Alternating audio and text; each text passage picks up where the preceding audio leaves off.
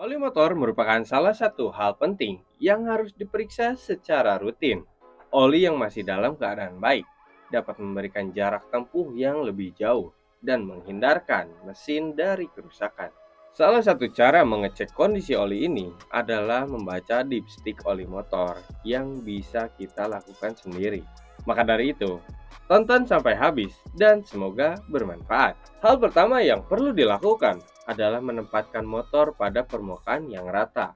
Hal ini perlu dilakukan untuk mengetahui kondisi oli dengan benar. Sebab dengan permukaan yang rata, pengendara bisa mengetahui kesejajaran oli yang ada dalam mesin motor. Jika motor berada di permukaan yang tidak rata, maka permukaan oli yang bersifat cairan juga tidak rata.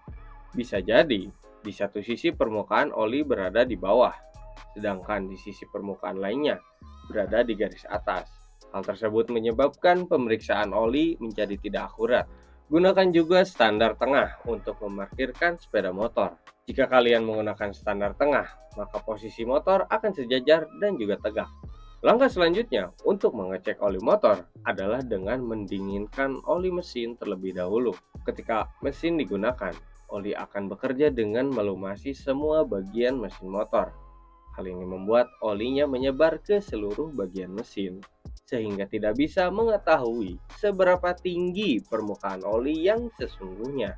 Langkah berikutnya yang harus dilakukan adalah membuka penutup oli. Setelah tutup oli berhasil terbuka, jangan lupa bersihkan ujung penutup oli. Penutup oli motor umumnya dilengkapi sebuah stick yang bernama dipstick.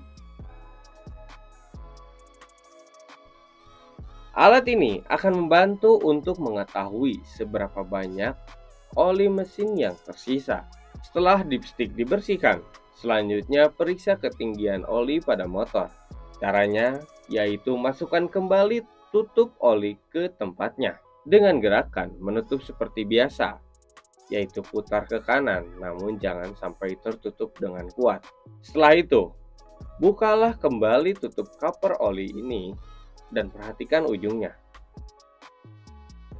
Dipstick mempunyai indikator batas atas dan juga batas bawah. Indikator batas atas menunjukkan volume oli mesin masih normal dan masih dapat digunakan. Sementara indikator batas yang bawah menandakan bahwa oli harus segera ditambah atau diganti. Gimana? Apakah kamu sudah coba metode seperti ini? Coba kamu tulis di kolom komentar yang ada di bawah. Saya pamit undur diri. And as always, Ledong Motor is the best.